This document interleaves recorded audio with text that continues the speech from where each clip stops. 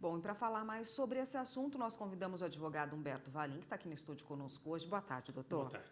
Vamos começar explicando para as pessoas quanto tempo de inadimplência a pessoa tem que ter para essa dívida dela poder ser questionada e cobrada no cartório. A rigor, a partir do vencimento, o credor pode de imediato enviar esta cobrança ao cartório. Normalmente é com 3 prestações em atraso, seja de um financiamento, seja de um contrato de locação.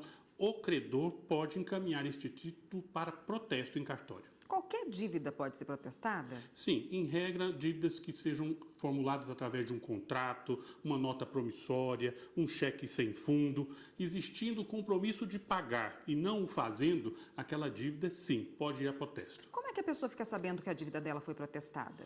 O cartório, assim que o credor informa ao cartório que quer protestar um devedor, o cartório notifica através dos correios, através de um AR ou eventualmente através de um próprio funcionário, o consumidor. O consumidor, então, tem 3 dias a partir dessa notificação para comparecer ao cartório e pagar o total da dívida à vista. Se não, quais as consequências para ele? Assim que um título é protestado, de imediato essa informação torna-se pública, acarretando ao consumidor, junto aos órgãos de defesa do crédito, tipo Serasa, SPC, a sua negativação. Ou seja, aquela empresa ou consumidor protestado, ela passa a ter uma restrição junto aos órgãos de crédito, impossibilitando qualquer contratação de novos créditos. Geralmente as empresas que estão aí com uma pessoa que fez um crediário, não conseguiu pagar, ela prefere negociar, mandar uma cartinha antes para a pessoa que está devendo para poder negociar isso antes de protestar no cartório? Em regra, as empresas tentam uma negociação. Como última instância de pressionar, ela protesta e logo em seguida ajuiza uma ação de execução contra esse consumidor e esse devedor para cobrar a sua dívida. Um bem, que a pessoa tem um bem, por exemplo, ela vai que ela tem um carro, está devendo a prestação da casa.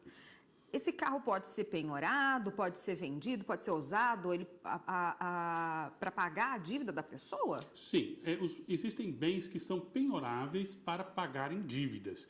Nesse seu exemplo, o carro quitado, ele vai ser penhorado, vai ser vendido para pagar uma dívida de um consumidor. Diferente é a penhora, por exemplo, num único imóvel de família, que é proibido, uma penhora numa poupança até 40 salários que esteja reservada antes da execução. Ou seja, a penhora ela é possível para fazer face à dívida de qualquer consumidor ou devedor. Bom, e a pessoa, a gente viu aí que o número de inadimplentes caiu no último trimestre, né? As pessoas estão tentando fazer menos dívidas e quitar as dívidas anteriores, mas esse número de protestos aumentou nos cartórios. Como o consumidor pode se prevenir? Qual a forma dele negociar com a empresa para a qual ele está devendo para evitar esse protesto no cartório? Existem formas possíveis de negociação? Sim, cabe ao consumidor fazer um levantamento, é importante ao endividado fazer um levantamento de todas as suas dívidas, tomar consciência dos valores e procurar cada fornecedor, cada credor e fazer uma proposta. Importante que essa proposta seja factível, ou seja, que o consumidor consiga cumprir. A maioria dos credores, inclusive, já disponibiliza na própria internet links de negociação. Todos os bancos, a maioria das lojas, existem até um site do Ministério da Justiça que facilita essa ligação direta entre o devedor e o credor para que juntos façam um reparcelamento, uma divisão dessa dívida e que evite o protesto. Tá ótimo. A gente continua nesse assunto no próximo bloco, que interessa muito a gente. Só um minutinho, por favor. O Jornal da Justiça está de volta e quem está aqui no estúdio hoje é o advogado Humberto Valim, que conversa conosco sobre o protesto de dívidas, né, doutor? O senhor já disse como é feito esse protesto, que dívidas podem ser protestadas, como a pessoa deve agir nesse caso, mas vamos supor uma pessoa que já está protestada, já passou por isso, não conseguiu negociar a dívida antes, né, ou negociou, não pagou e sofreu esse tipo de protesto no cartório. O que ela deve fazer? Qual o melhor caminho para sanar essa dívida?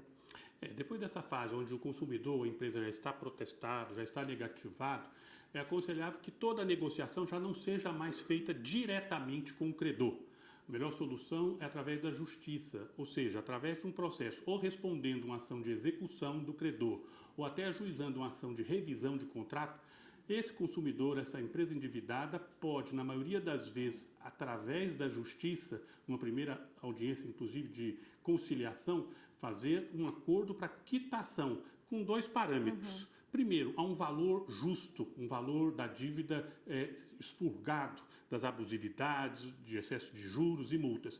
E segundo, o mais importante, dentro da condição do devedor, ou seja, adequando o valor da dívida e a condição de pagamento do devedor, os acordos judiciais são uma excelente opção para quitar essa dívida. Depois de feito um acordo aí, em quanto tempo o nome do consumidor sai da lista de devedores? A rigor, uma vez feito o acordo, de imediato, as empresas, normalmente entre 3 e 5 dias, após a assinatura deste acordo, já retira dos cadastros de inadimplente o nome do devedor. Quais as consequências de uma dívida financeira e de uma dívida, qualquer tipo de dívida que o consumidor tem? Qual a principal consequência para ele no dia a dia? A principal consequência do endividado, que é a negativação e eventualmente o protesto, é ele ficar morto economicamente, ou seja, ele deixa de ser um consumidor a crédito. Ele só pode comprar à vista, que por um lado é bom porque se reeduca. Por outro lado, ele não vai mais conseguir qualquer crédito, seja em bancos, em financeiras, em lojas. Ou seja, o consumidor protestado ou negativado, economicamente ele está morto. Por outro lado, uma vez negociado, uma vez limpo este nome, esse consumidor agora consciente, é muito importante a consciência do consumidor, ou seja, antes de comprar, fazer uma avaliação se aquele produto é útil ou não é, especular, informar a taxa de juros, parcela, ou seja, o consumidor com maior número de informações vai ter a oportunidade, sim, de decidir se vale a pena ou não se endividar, e a nossa regra é que para ir para frente não se vai com o dinheiro dos outros, ou seja, procure sempre comprar à vista e com desconto. Doutor, o senhor falou aí no bloco anterior da negociação dessas dívidas por meio da internet, né, online. Esse tipo de opção para o consumidor é válida, é segura, dá para confiar? Dá para confiar, desde que ele acesse sites com segurança de procedência. Os melhores sites de negociação de dívidas, em regra, são os finais.gov. Existe uma plataforma estipulada pelo Ministério da Justiça de apoio à negociação de conflitos entre consumidores e fornecedores. Essa plataforma, o usuário se cadastra, sinaliza qual é o devedor, qual é o credor, e ele, através do site do Ministério da Justiça, faz a sua proposta, intermediado por este site, pode chegar a um bom acordo extrajudicialmente, evitando a negativação, evitando o protesto. Tá ótimo, doutor. Obrigada pela participação, pelos esclarecimentos. Nós conversamos aqui com Humberto Valim, que é advogado, e conversou com a gente a respeito da negociação de dívidas e do protesto em cartório. Obrigada pela participação. Obrigado. Até uma próxima.